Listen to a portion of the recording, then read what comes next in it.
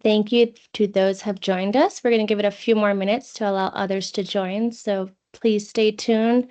Probably about 3 minutes after the hour, we will get started.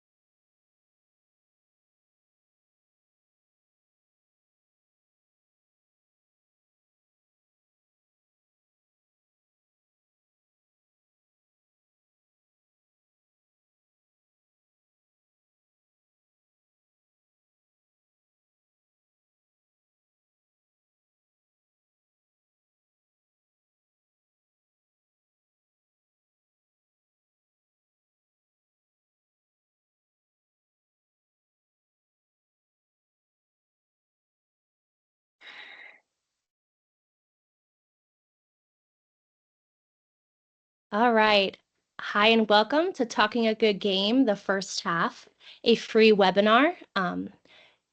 Please, at this time, keep videos off and mute yourself if you haven't already. No background noise, please.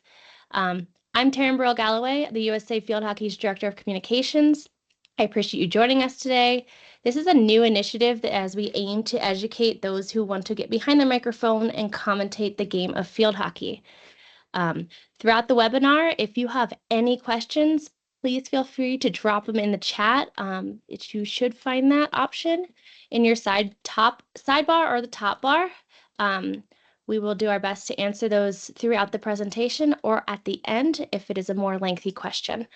Right now, I want to introduce you guys to Simon Mason. He's a global field hockey commentator who has been commentating the game since 2010. He has worked for and covered tournaments for the FIH, BCC Sport, Euro Hockey Federation, TNT in England, and England Hockey. He has commentated at every level of the game, from domestic competition to the Olympic Games finals, the past 15 years. Most notably, he has been one of the voices for the Rio 2026, Tokyo 2020, Paris 2024 Olympic Games. He also covered the 2010 and 2014 World Cups. He has covered more than 300 FIH Hockey Pro League matches, including the finals for both the FIH and TNT in England.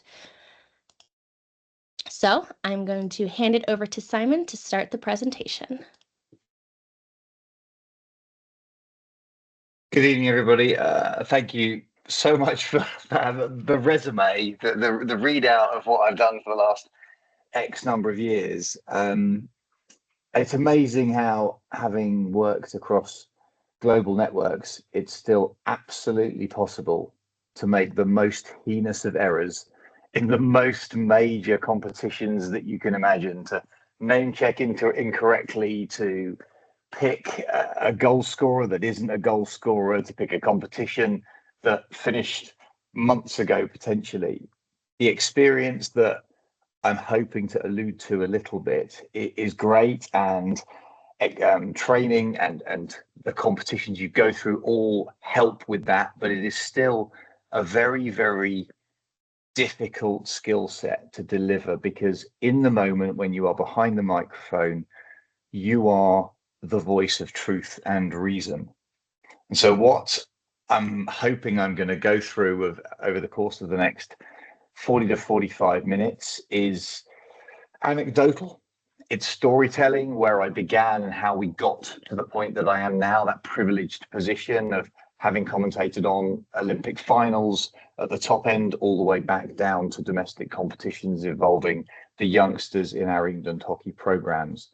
But I don't want it to just be me in a monologue of 40 minutes. you have given up your time to listen, for which I am incredibly grateful. It's a privilege to be part of this new initiative to try and help educate and maybe to some degree, small degree, inspire people to take up a microphone, to get involved with the sport that I'm going to make the assumption that they love. And therefore, because I don't want that, I do encourage you to put things in the chat, ask questions. What I'd like you to do over the first maybe 5 minutes or so is actually just scribble down in the chat itself what you have come here for. Like any good coaching session, if you like, I've probably got about 3/4 of it planned. I've then absolutely got some gaps that we can then start to fill in terms of not just the Q&A that we will have at the end, but any themes, any concepts that you would just like some insight on. Obviously, this is the start of something specific. There may well be a stage 2 where we're going to go into some things in more detail. But for now, what I'm going to try and do is link some stories to some concepts, to a tiny little bit of academia towards the end of it, to give some thoughts on what I think are some really key characteristics of commentating. I'm multi-screening because I've got one above me, one with the camera in front of me, and one off to one side. So we'll try and integrate all of those bits and pieces. So feel free, do put things into the chat box as we go through. That'd be great. So first and foremost, with all of these things, we have to ensure that we know what our purpose is. I would love to say that in the beginning of my commentary journey, it was something that was a passion. It was something that I knew that I wanted to do. Way back in the day when I was a British international hockey athlete, people say, what was the moment that you knew you wanted to go to an Olympic Games? And the answer quite simply at that point was, I didn't know. I was a field hockey goalkeeper. I stood in goal. I was a relatively tall young man, and a lot of stuff hit me. And that was the beginning of a journey, because actually competence in my mind breeds competence breeds confidence. Get your words out to start with. And therefore, if you get to a point where you enjoy something and you become good at it, it becomes self-fulfilling. And for me, the beginning was the luck of simply saying yes. I was in India in 2010 for the World Cup because I was part of the England hockey delegation at a kind of sports politics level. And the producer for the television out there happened to know that I'd been an ex-player and asked me the question, would I like to get involved? Would I like to be part of a team of people who were going to look at the action of that World Cup and discuss it? And at that moment, it was what's called a co-com, or a colour commentator. So adding the expertise to the lead commentary. On the screen in front of you, it says, what is your purpose? And at that moment, I didn't even have the nous to ask the producer what he meant, what he wanted me to do. As he sat me down beside someone that I didn't know, with a headset, not dissimilar to the one in the picture in front of you, and said, well, you can just talk about the hockey. Now, that in itself is a relatively simple thing to do, but without a little bit of direction, you have to ask the question of, well, what do you mean? So I think if you're starting this commentary journey, one of the things that's really important is for you to ask the question of, what is your purpose? What are you trying to do? Because if the answer to that question is to make big bucks, to drive a Ferrari, and to live in a castle, unfortunately, I'm going to have to tell you that that isn't where commentary within field hockey will take you, because it is about having a passion as much as wanting it to be maybe some sort of career. And the reason I say that is simple, because back in India at that time, and now don't forget, India is one of the most highly populated field hockey communities in the entire world. We were still put in a position in the Major Dhyan Chand Stadium, who is a cultural icon of field hockey in India. And yet in that stadium that holds nearly 45,000 people, which I fully appreciate, in the States, you guys have some big hockey stadiums. Here in the UK, our biggest hockey stadium holds about 3,500. So when you go and commentate somewhere that has 45,000 seats, you're in a position where when it is full, it's a cacophony of noise. It's everything that is involved with passion and emotion. And at the same time, you are trying to hold your thoughts whilst you talk about the action that's going on ahead of you. And whilst we might like to think that technology plays a part in that stadium at that time, we were on the 5th floor up, essentially sat in something like a pigeon coop, surrounded by birds, because that's where they all roosted for the evening games in 35 degrees with warm water and some naan bread and some dal. So at that moment, having been asked to speak about something that was a true passion, you then look around at your surroundings and realize that actually the ability to focus is hugely important in that moment. You have to understand what you are trying to do. And because of that, very quickly, you understand that you really need to be simply focusing, as you would do as an athlete or as a player or a participant in something, directly on the action in front of you, because the moments that you have to put words over commentary are so small, because our sport is so fast. And it's got quicker and quicker since that first moment for me back in 2010. We're now 15 years down the line, and we've seen the advent of the self pass and the overhead into the circle or around the field, and the length of passes and the speed of our athletes, that the amount of time that we have to speak becomes much smaller. So what comes to the fore in those moments is the focus that you have to have is about the power of your voice. So what this first slide shows quite simply is that you are adding a voice to enhance the images. Many of you will have sat on transport or maybe in classrooms, etc., and seen younger people who are happy to scroll through Instagram with no volume. So consequently, if people are happy to look at pictures with no sound, you have to be adding value in order for them want to hear your voice. So that voice, therefore, is a tool. It's something you have to practice. It's something that you have to deliver and articulate a thought to enhance the pictures that are in front of you. And the difficulty of commentating is not dissimilar to what we face now. And what I mean by that is I'm sitting in my office in the UK at whatever it is, 11:15 at night, and I can't see any of you. I can see the presentation. I can see myself on the screen. I have no idea if people are there, if you're interested, if you're making eye contact, if you're cooking dinner, if you're typing your emails, absolutely not a clue. And that is what commentating is about, because if you imagine trying to deliver a presentation with your eyes closed and sitting on your hands, so there is none of the physical articulation of an idea, and I'm deliberately bringing my hands into shot. There is no response from the screen itself, because all you have in front of you are the pictures, potentially, if we imagine that we're in a studio scenario. We'll come back to the difference between studio and on-site in a moment. But if you have no reinforcement of what you're doing, all you have to believe in is the delivery that you are giving. So all that you have is your voice is a tool, and you have to be excited, because that excitement is what carries forward the tone of your voice, the energy that is within it, and how you throw that down the microphone in order to overlay the images that exist. Because if the tone is not correct, or the information that you're imparting is not meaningful enough, people press mute. And the best people to tell you that are your friends.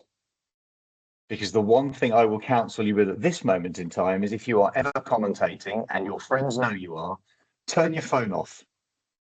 Turn off vibrate, turn off ring, turn off absolutely everything, because they will deliberately 100% of the time try to call you just to make sure you've remembered to turn it off.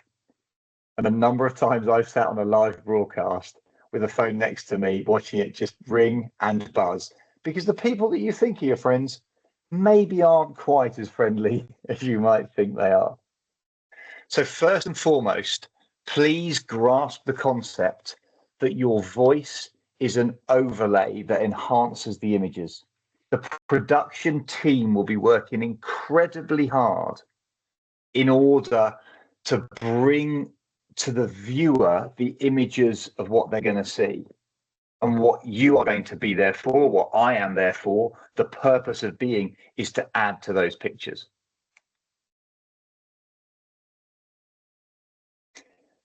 So as I mentioned on the first slide, the assumptions that we were making are that we would be in studio if I'm talking about not getting any reaction. So that studio environment quite often will be fundamentally different to a high-powered television production. The first thing that I ever got wrong, and I would counsel you to do if you are going to be on site when you are commentating, is get the right clothes. Because if you are cold and wet and miserable, as the top of those three pictures is, that's not too bad, because that's at the EHL, the European Hockey League, which will be in a complex in the Netherlands, and at least there's some sunshine. You need to think that essentially you're an outdoor gardener, landscaper, and it's cold and it's wet and it's winter. Because the problem will be that you will have no control of your environment. And as specific as that is, the minute that you are uncomfortable, it can tell in your voice. The flip side of that, just to prove the point, is my first opportunity as a lead commentator was in Barcelona. A colleague of mine who's just in that top picture behind the screen, the grey-haired gentleman who was unwell, and I'd been his lead commentator for about 5 years. He said, could I go to Spain to be lead for him in his place? To which I was delighted. I'd never done it before. It was something that I desperately wanted to do. So as an ex-player, I was always the expert, but then wanted the opportunity to actually do something slightly different outside my comfort zone. And I went to Barcelona.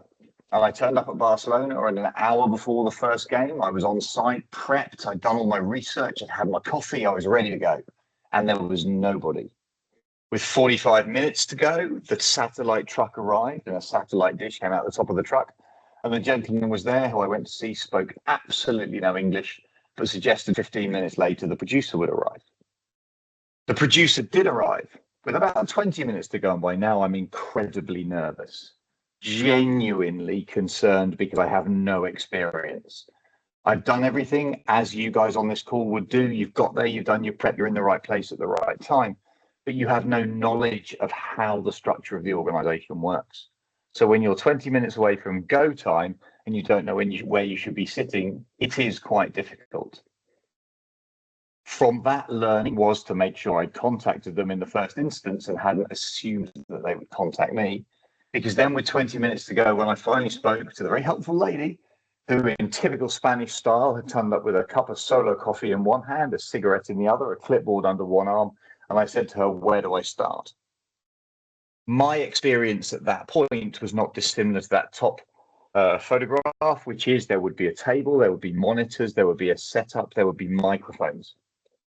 And she pointed to a single carrier bag on the side of the field that was connected by a cable to a single camera that was at that moment being staffed by a Spanish gentleman who had pretty much exactly the same cup of coffee and a cigarette between his fingers, and said, that is your commentary position. A one cable, one microphone on the side of a pitch situation that was meant to be my home for 4 games a day for 4 days in Spain. That was simply compounded when the sun came up straight into my face, and it became an 8-hour labor of love that had me at the end of a day looking like I'd been parboiled in the Spanish sunshine, because I had no idea of what I was trying to achieve and trying to deliver. And the structure of that program was something that I didn't understand. So first and foremost, if you are on site, make sure you understand what your environment is going to be, if you possibly can. Contact people. You will do your prep around the sport itself, but your environment and the knowledge of that environment is really, really important. If you're not on site, the difficulty that can occur is the bottom right-hand picture. That is obviously staged, but that's me nearest the camera and my commentating colleague, a guy called Charlie Broom. That was taken at 1:30 in the morning in London. And that is the full size of the studio that we were working in. That's when the FIH Pro League games get piped into the studio from Argentina. So the 9 p.m. Argentina game is essentially in London at 1:30 a.m. And at that time of the day, when it's the third game of the day, it's pretty hard to maintain the energy and the enthusiasm that you need. So you have to understand the passion that's needed to cover off all of those different eventualities. For me, it's always a case of the background knowledge that you have as a co-commentator, trying to create and paint the pictures that surround the players and the play, the location and the environment, the competition that you're talking about. Because essentially that's what we are. We have to be artistic with our language in order to give the pictures a resonance. You also have to understand that if you're in studios, you need to be given the information about the language that you're expected to put out to people. That bottom right-hand corner is made even more challenging by the fact that when we work for the FIH in the Pro League, we are expected to tell the story that we are on site, that we are in Rosario or Santiago del Estero and it's 9 p.m. And in Argentina, the passion that exists around their field hockey is such that the women's team, particularly Las Leones, turn up to their hockey in a double-decker bus that is fitted with a disco that they dance out of the bus into the stadium. And there is such passion, it's almost a carnival atmosphere. So consequently, knowing the culture and the background and the information that is surrounding the particular game that you are commentating on is really important, because once again, it helps you paint the picture, and it means that whether you are on site or in the studio, the level of delivery that you are giving is consistent. There can't be a difference, because if you are going to be the voice behind a particular competition for a particular network in a particular environment, be it an academic environment, collegiate environment, in a mainstream competition, the consistency of your delivery, the tone of your voice, the excitement that you project is what will then get you repeat work. And when I say work, it's work with a small w, because I know that for many of us, we choose to do things with our own time. It's passion projects, and it's just simply because it's ones we want to add to the excitement of a sport that maybe we were a player in, or maybe we quite simply wanted to add it because our friends and our colleagues were part of something very special and they invited us to also be part of it. The second thing that is a major difference between on-site and studio is that you have different windows to look through. So if you are on site, it's much easier to sit, as I am in that top box and the one to the bottom left, and you can see the entire field of play. That gives you the ability to talk about a much wider set of information. If you're in a studio, all you have in front of you is the screen. All you can see is what the cameraman chooses to put in front of you, and therefore all you can talk about is that specific picture. If you're on site, obviously a camera may be looking at a goal away to your left, but if at the same time away to your right there's a defensive reshuffle, the team is realigning their defensive structure, their offensive structure, they're substituting, you have a whole load more information points and sensory experiences that you can then feed in. So again, my counsel would be that if you're in a studio environment, try to have a notepad, draw the tactical framework, the setup of the team as they show you a wide shot so the entire field is in front of you, or even use your own knowledge to be able to talk about the structure of a side. Because that will give the technical coaching experts who are watching the game another reason to stay with our broadcast, because we as the voices then deliver this awareness of tactics as well as technique. We're talking about the big picture while we're watching the small picture. We're showing a depth of understanding of team shape, of outletting, of attacking, that once again gives a degree of credibility. Why do people sign on to listen as well as to watch? It's because the voices and the words that we try to portray add value, as I talked about with the first slide, but also show a link to the sport.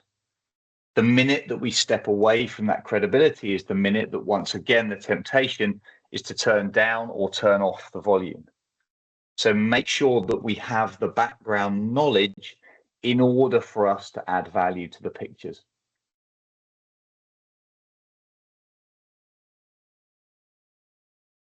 So that common language, this is the first part of, I'd like to invite a little bit of interactive chatter.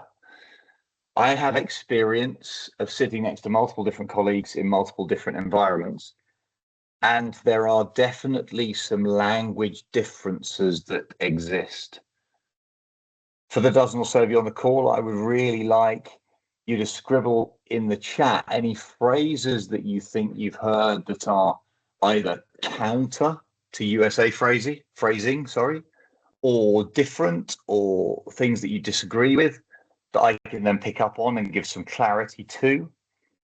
Alternatively, I do have a list that I've already prepared, but I would be really interested to know what the attendees' perception of language is within field hockey. What's the phraseology that might be seen to be just USA specific, or it's a confusion or a complexity between that and global? So now's the first chance for people to be able to scribble stuff potentially in the chat if they think there's words and phrases that are a little bit counter. Hey, Simon, just chiming in here. If you can look at the Q&A, there are some questions in there. Okay, let's go to Q&A. Okay, right.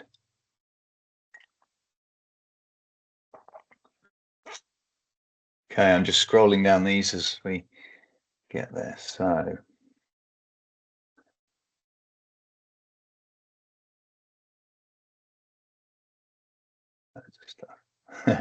right.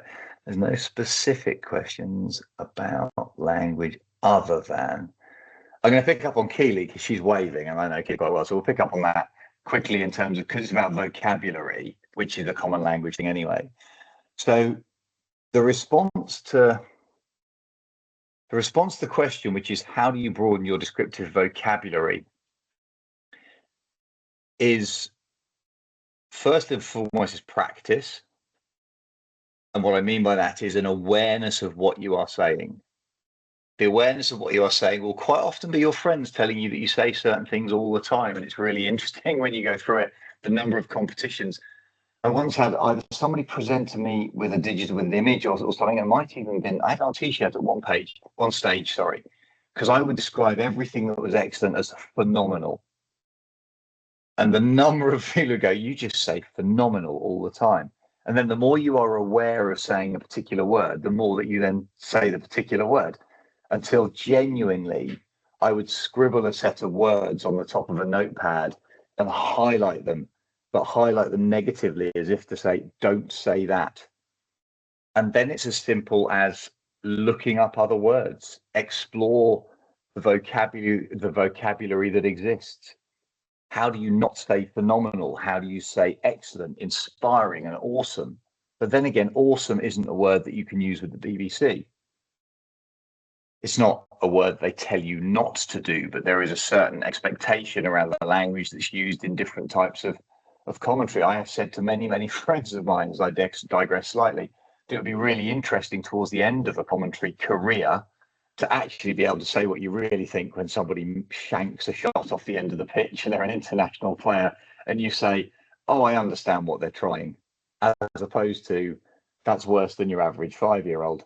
So we sometimes have to modify our language based on the audience that's in front of us. So key to answer that, I think it is practice, I think it's language research, and I think it's then clarity and kind of self-reflection on what you do or don't say too much. Scrolling up to the top to the new posts. Okay, so comes first commentator for roller hockey and want to come know more about field hockey. Great, that's where we are. I used to color commentate on baseball games, want to bring that back with field hockey. Not sure where to get started. Thank you that you love listening to me. So with all of that, I'm just going to go back to the slides because what I was trying to get at was this. And I'll go back to some of the Q&A that exist in a moment. What we have to be aware of and what we've discussed, Taryn, about you and I, about the purpose of this is to maybe bring some insight into commentary that enhances commentators within US field hockey. That then means we've got half an eye on LA 2028. What do our local commentators look like as they go from local to national? And one of the things that is that helps spread the story of our sport is if we can have a degree of global language. So a common term at a penalty corner for getting the ball to the baseline to the top of the circle is an injection. That is a global common, I apologize, a global common term. And yet when I've watched some US commentating, it's called an insertion. Similarly, a shot that's coming towards goal that hits another player's stick globally would be called a deflection. I currently hear it quite a lot called a redirect. That sort of thing. So there we go. So I can't think of specific examples, but there are some differences around language referencing to the D that I've not heard as much in the US. So that in particular, whilst it's not in my list, D, shooting circle, shooting zone, the number of things that circular, semicircular space is called globally, but even the D, which to my mind is something that I've had since I was a child, from an FIH perspective, isn't seen as the D. It's referenced in several different ways. So that becomes a little bit of a commonality, but it's fairly well known. Goalkeeper versus goaltender, that's definitely a global versus US term, whereas goal versus goal box is a South African term. Every time I work in South Africa, the desire to call the cage as it is, because quite a lot of the time they're in environments that aren't necessarily private, they're in public environments. And so from a pure product durability perspective, a goal is pretty much a metal cage. It is a metal frame and it will can easily have a steel wire mesh between the posts and the crossbar to give it some longevity of product that isn't then spoiled because of the social environment that is in. We've then got such things as, Keely and I going back to our chat, we've discussed on many occasions the difference between what's an overhead versus what's an aerial versus what's a scoop. All of these things, going back to the question about how you enhance your vocabulary, is to listen across different broadcast sets. That's the way we understand commonality, but that's also the way we get better in our knowledge of global sport. It's very easy for us to make assumptions. Another one that I haven't written up there, and it's not USA specific, but it is very much used across the game, is a ball that is hit on the left side of the body. There's a number of people who would term that a tomahawk shot. Apparently that came first and foremost from Argentina, and it initially was the Argentinian tomahawk. Then it was contested, it became a tomahawk.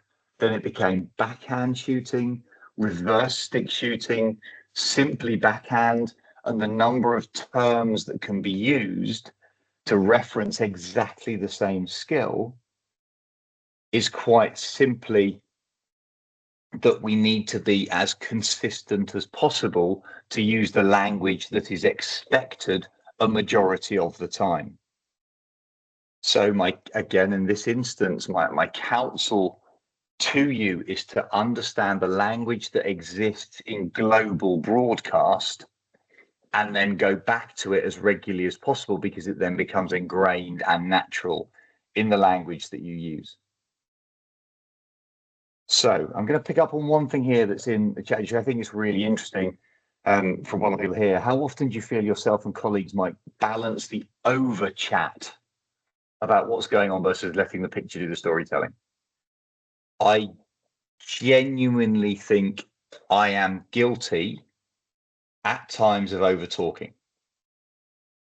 And I genuinely put my hand up to it. And the reason for it is simple, because I have the best job in the world. Because somebody over time thought I was reasonable at doing what I do. And they said, would you like to watch the best hockey on the planet? We'll give you a seat in the best position in the house. We'll give you a screen and a replay. We'll give you someone in your head telling you things. And if they're nice, they'll also bring me a cup of coffee. Oh, and then we'll pay you. Genuinely, because for me now it is a profession. The action that exists on a field in front of you means you want to describe it. You want to try and add value, but it does mean that sometimes we over talk. And it means, therefore, that quite often it is better to be silent only for 5 or 10 seconds, which in your head feels like an inordinately long time. But in spectator world, it's nothing, because there's pictures going on. We have one of the fastest moving team sports on the planet. So don't be afraid to be quiet for 10, 15, 20 seconds to let the pictures do the talking. So therefore, going back to this, I think if you can recognize a common language set, that's going to give you a global resonance.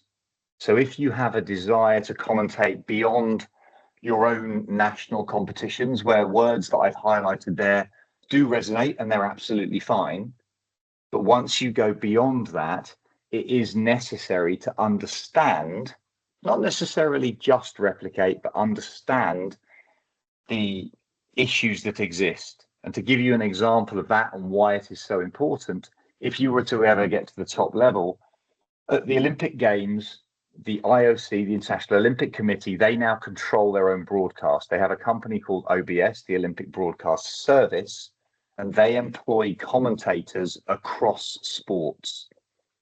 So they will put somebody into a competition and they will then say, I want you to do the second week of hockey, but in the first week you might be doing volleyball.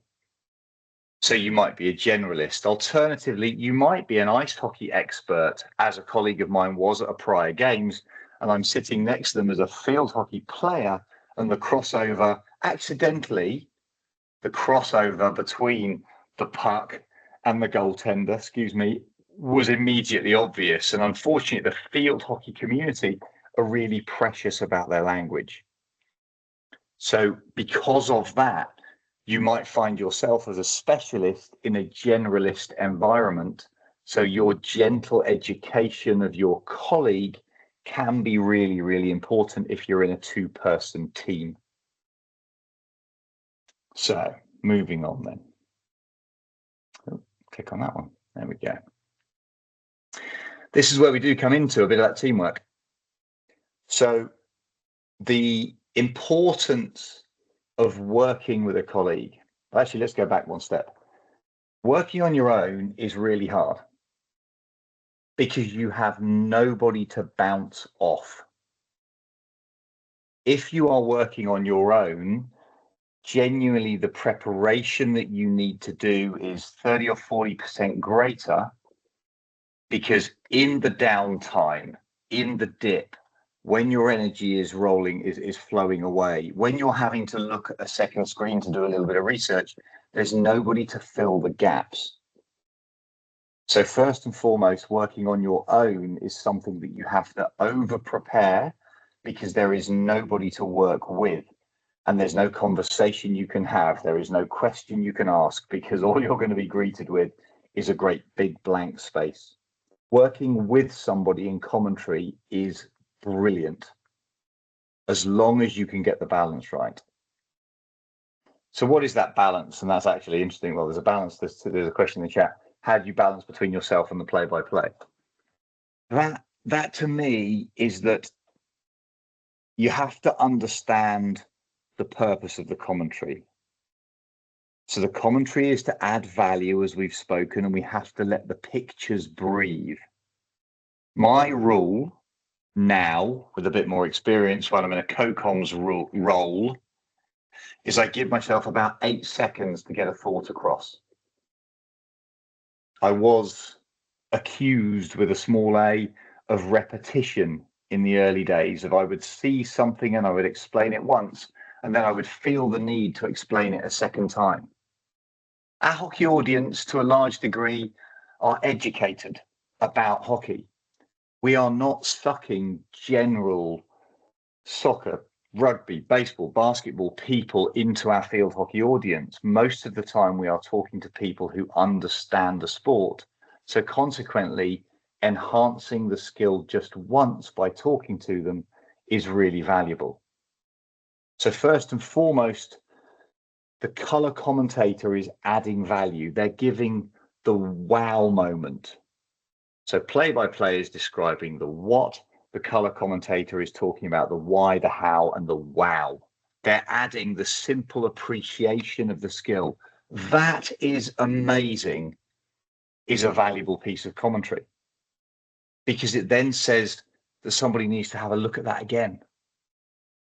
Similarly, at the top of that slide, what it says is that when there are then two of you, you desperately do not want it to be a question and answer. So Simon, tell me what you think's going on with the press here, as opposed to the lead commentator inferring with their tone, seems interesting what they're doing with the press. So exactly the same question, but without putting a name to it, without necessarily putting a question mark on the end of it. So it then just flows. So your lead commentator, the play-by-play, in my opinion, is more valuable if they have an understanding of the sport, because then they can understand the game that's in front of them, and then they can make statements and questioning sentences that draw the draw the color commentator into a conversation, albeit a short form one, without it just being, let me ask you another question. Let me ask you another question. So the balance is that play-by-play is telling us what. The ball is being moved from Rod to Jane to Freddie. The color commentator is then deciphering that and saying what they're trying to achieve, interpreting the pictures to say, well, the reason that it's gone from Rod to Jane to Freddie back to Jane and then back to Rod is because they're trying to manipulate the opponent to get them all the way to one side of the field, so there's space on the other side. So the interpretation of the play-by-play is what then the color commentator is trying to add into. So you're just simply trying to create an analytical situation and a story about what is being seen. On my slide there, where on the field do you change voices?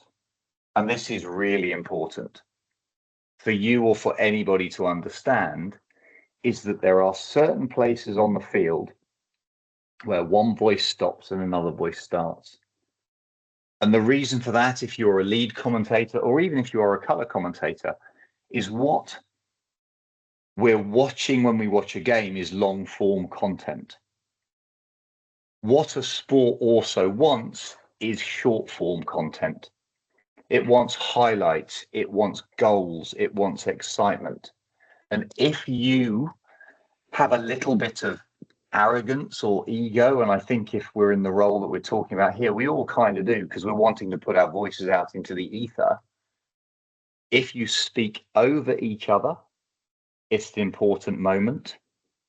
Or you cut across the end of a replay or a goal shot, the audio will be removed from the pictures. So the way that we always work is if you're on an old school pitch and the ball goes over the dotted line, as in the 5 meter mark around the edge of the shooting circle, now we just use the 23. The color commentator, me in my dominant role, I try and get out of whatever I am saying as quickly as the ball goes over the 23 as possible. The lead commentator then talks through the action. If it results in a goal, fantastic. They generate the enthusiasm and they explain the action, because it's then going to be replayed and it's the color commentator's responsibility to voice the replay. So you very clearly establish a set of parameters around who speaks and when, because that way you get clean pictures and clean audio. It's absolutely crucial, if we want to get words over the pictures, that we control the voices, because that can then help control the broadcast. And the final point on that slide about controlling the broadcast is that the color commentator's voice can help the producers understand the moments of excitement that the audience might want to relate to. I'll come on to that in one more moment. There we go. Let's just scroll through that. What's also happening now is that we get far more use of technology. We have to understand within the broadcast what's going to happen. This comes back to my first slide of understanding what the production looks like. If you are going into a commentating environment, see if you can speak to the production company, the director, the producer, whoever else is on site, to understand if they are going to use any data. And if they are going to use data, try and get them to tell you what data they're going to use and what they're going to put on screen. The data analysis that exists at the left of those bottom 3 graphics was provided to us for the Euro Hockey League by someone called the Secret Analyst. And we would get these graphics that would pop up every now and again. And what was happening in order to control that is we had a WhatsApp group I had it on my iPad next to me as I was commentating. And in the WhatsApp group, the guy leading the Secret Analyst would put a photograph, would say, this is coming. And they would give us a little bit of an executive summary.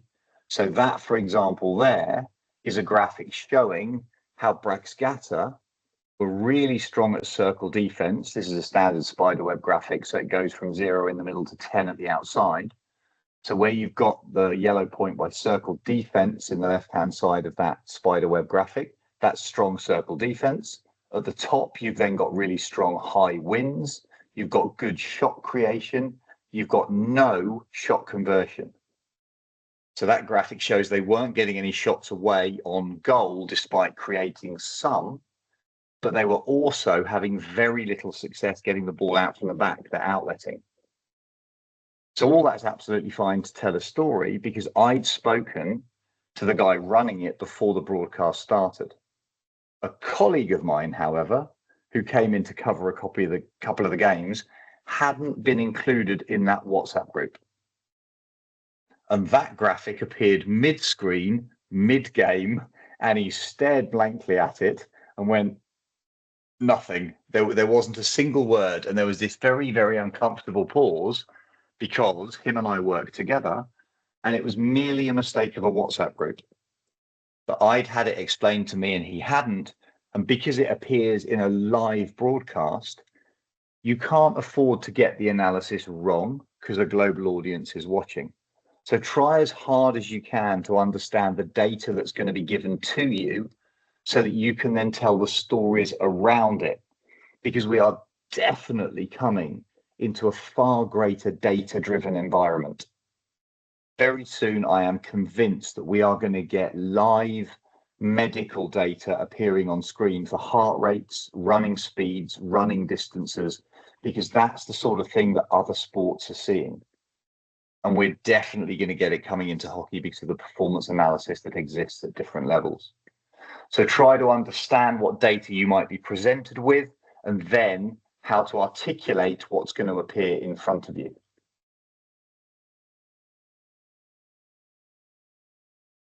Finally, for now, something I'd like to share with you on this slide. This is one of the fundamental parts of my understanding of how you use your voice.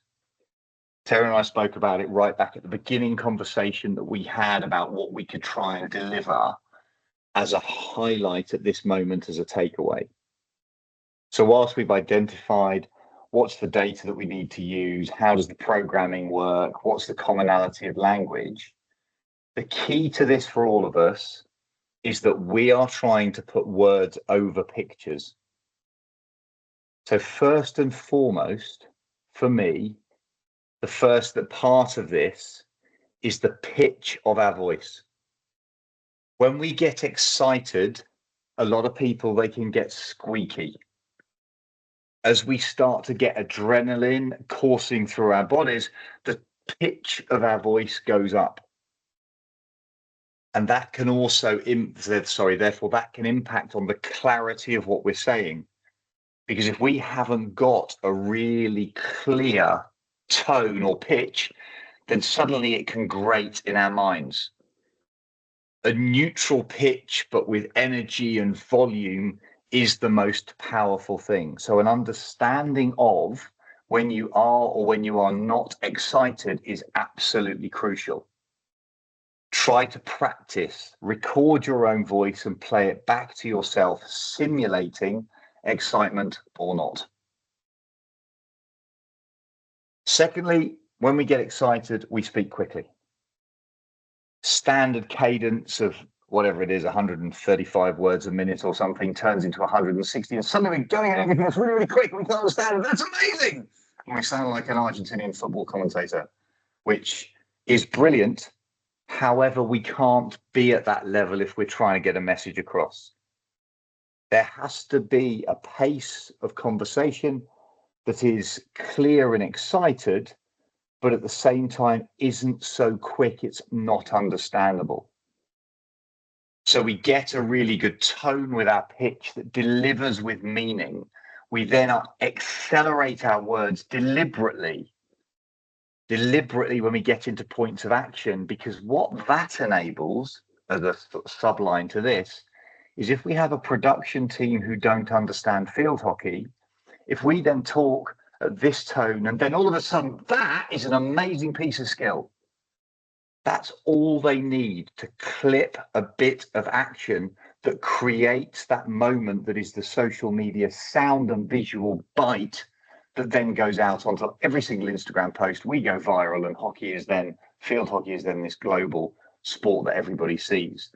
So we do have to change our pace. We don't want to be monotone. It therefore has to be constructed in a meaningful manner. The third thing is we have to project. Right back at the beginning, I gave the kind of challenge of, if you don't believe in the power of your voice, try and do a presentation in a room whilst you're sitting on your hands with your eyes closed. It's a horrific experience because there is no reinforcement visually or orally, and you have no movement either. So you have to practice throwing your voice down a microphone in order to get the message across. If you think that your normal projection is on 2 meters, throw it 3 and 4. When you listen back to yourself in your own little environment, you will think you sound ridiculous, and then listen to it on a broadcast. And I would encourage you to do it. If you do this well, I feel now, if I commentate on a big game, I'll use exactly the same analogy. I feel now at the end of a game at the Olympics when I've commentated the same as I did when I played. The level of energy and emotion that you attach to the performance is so great, you will feel tired at the end of it. So when somebody says, oh, can you do me 4 games of commentating back to back? The answer is no more than I could do 4 games of playing. The answer is probably not. not if you want a genuinely excited, passionate, and energized presentation. And that's where the energy comes in, because we have to speak positively about what we're seeing. And I don't mean we have to articulate poor skill in a nonsensical manner, because our audience is intelligent. And if we try and say things in one manner when we know that our audience are all screaming at the television in another manner, you will lose credibility if you try and cover it up. Sometimes it is better to say, I don't understand, there might have been a different angle on that, than trying to cover up something or argue something that simply doesn't exist. Again, credibility of broadcast. Be positive where possible. If not, silence is not a bad option. Then we have volume. Standard conversational volume on a setting of 0 to 10 is about a level 5. I would encourage you to get to a 6 and a 7 all the time. And then we go 8 and 9 as something becomes really meaningful. Project your voice, increase the volume, enhance the broadcast by delivering stuff in a tone that's exciting. And then, as Keely's question was right back at the beginning, try to articulate things in different ways. Practice the language that surrounds even the most basic skills, so you can say that a push pass in this minute is different to a push pass in that minute, and why. Body shape, foot position, hands, energy, flexibility, all the different things you can bring into it to explain it. Because if you understand that voice as a tone, P, P, P, either pitch, pace, projection, energy, volume, articulation, you stand a chance to put meaningful words over the top of the pictures. So I said it wasn't going to be some sort of diatribe, and it pretty much turned into one after some earlier questions. I realized I've just looked at the time a couple of minutes ago. So it's fortunate we're at the end of that first sort of block of presentation. There's lots in there, and I understand that. And the objective is to kind of have second and third stages. So I'm just going to scroll back down the questions that are here and see if there's anything that I haven't answered. Tony, are we on a hard deck? Is this going to cut off literally in 4 minutes, or will it roll through for a couple more if we get anything? It will roll through. I manually shut it off. Excellent. So I'm not going to be mid-answer to something. We can just keep going with a couple of bits. So invite now is very much for Q&A. Okay, we have a question. How do you stay enthusiastic if the performance on the pitch is bad? The honest response to that is, if whenever you're listening to me, if I talk about the venue, the weather, the turf, the crowd, the hockey's probably not great. The honest answer to that, however, is I don't think I've commentated on any games that I can remember where there is nothing genuine to talk about. There is always a moment of either exceptional skill or anti-skill. And if you are involved in commentary because it's the sport you care about, I don't think you ever lose that enthusiasm. If it's just a job, I get it. If you are a baseball enthusiast, as I think somebody further down the chat was, and you're trying to look at field hockey, then fine. It might be part of a bigger portfolio of sport. But if you genuinely care about the job you're doing, there's so much in it. It's so quick. Even if we're talking about the athleticism, the collision, the contact, the controversy, there's so much there that you can talk about. I don't think you ever really lose the enthusiasm, and the game goes past in a flash, because we don't have the long pauses that we see in American football, that we see in soccer, that we see in rugby here in the UK. So those long pauses don't exist because the ball is down and the ball is away, and we're still talking about it. So I think we don't lose the enthusiasm.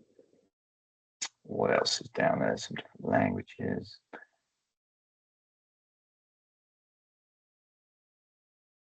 There's a question. There's further down how to get involved with field hockey, and the field hockey commentary. Sorry, so it was about coming back, bring that back to field hockey as a colour commentator, baseball games on the radio. And the answer is, I go all the way back to my 2010 experience, which The only reason that I sit here now as a commentator, having done sort of 16 years of work, was because when somebody asked me in 2010 would I commentate, I said yes.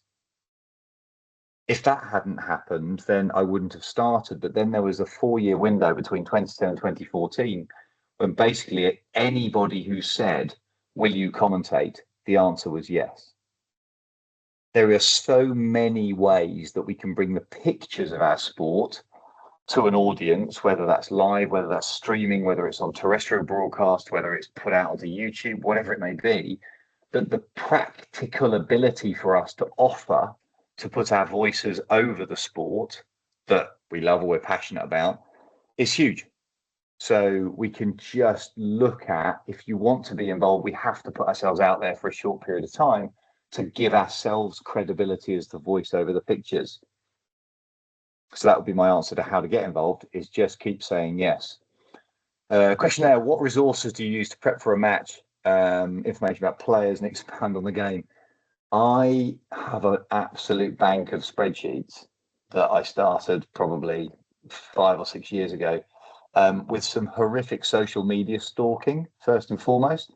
So find out where people live, what clubs they play for, a little bit of their personal background, what they look like, because that's really important. If you turn up at a game and you are doing your own prep for teams that you've not necessarily seen before, and you turn up and there's 20 athletes you can see because the goalkeepers have got the helmets on. There's 20 athletes, but you don't know what they look like. How do you make that call? How do you name check a player whose number you cannot see? And the answer to that is you need to have looked through albums of imagery. You need to look back on any sort of video highlights that there are, study things like, do they wear a headband? Do they wear blue shoes? And get a database of information. Who sponsors them? What stick do they use? And then there are some global resources. I don't know what local resources exist in the US. I can't comment on that. But globally, for continental and international tournaments, there are resources that are all online from governing bodies that talk about where players play, how many caps they've got, how many goals they've got. It doesn't go into the same detail that some of your statistics that exist in the US. So particularly goalkeeping stats. So games played, shots saved, etc. That doesn't exist globally, but it does exist locally. So it's worth having a look at and seeing what you can find. But essentially, it's legwork. It is laborious initial legwork to build up a data set surrounding individual players, and you start as far in advance as you can, because that is what will then also sustain you when the game is a bit rubbish. Your background knowledge is about the stories that you can tell. There we go. Do you find it difficult to get the name recognition out for the players on the pitch instead of speaking about how great a Charlesworth or an Annan? How can you help? So I've just answered that predominantly to get the name recognition for the players on the pitch. The best thing is be on site. If you are on site, get to the ground early and watch the entire warm-up. Make notes. Talk about on your pad, write down who has a headband, who has what stick, and specifically by the time the game starts, know by sight 4 or 5 people in either team, because that will give you the core base knowledge that then again adds credibility, because you get those names right, and then you can build on the name checking the other players. So have a look in the wall. Who flicks penalty corners? Who stops penalty corners? Who injects penalty corners? What's the name of the goalkeeper? Who's the centre midfield? And who's the great big 6'4" fullback who hits every single ball forwards? Men or women, doesn't matter. Pick yourself 3 or 4 real simple targets. Steve's then just asked, how much time per game do you usually take to prepare? The honest response to that now, Steve, is probably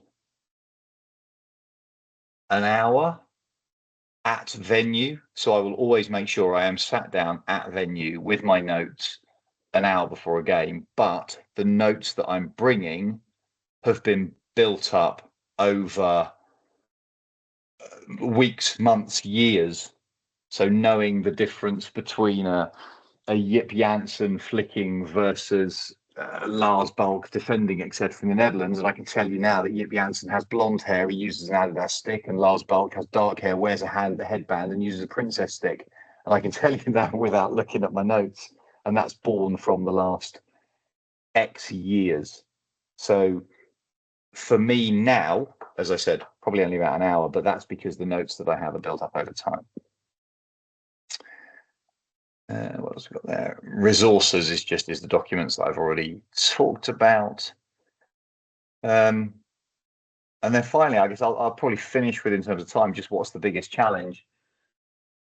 The biggest challenge in commentary genuinely is because our sport is so quick.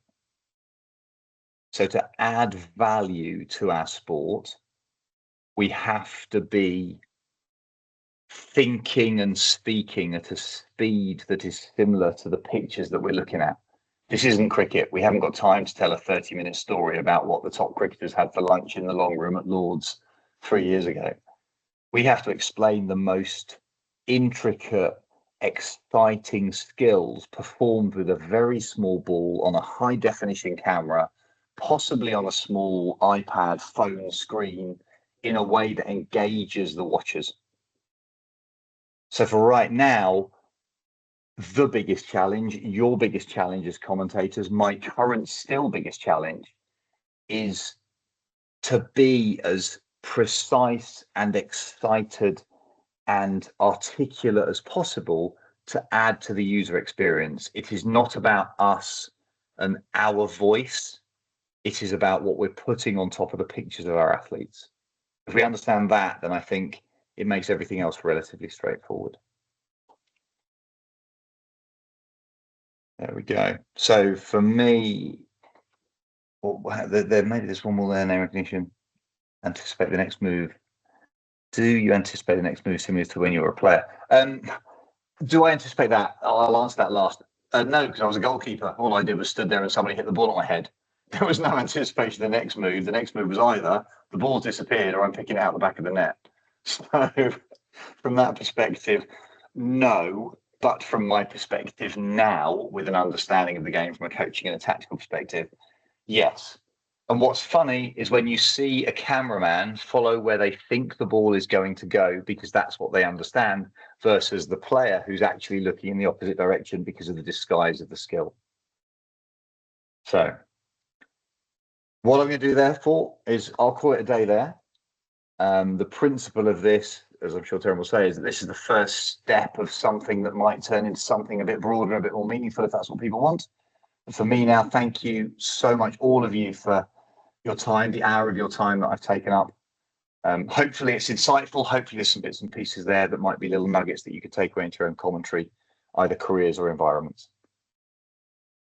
Yes, I just want to say a big thank you to you, Simon. Really appreciate your insight. And I'm hopeful that those that attended got some knowledge and has also got their brains turning to see what other questions they might have.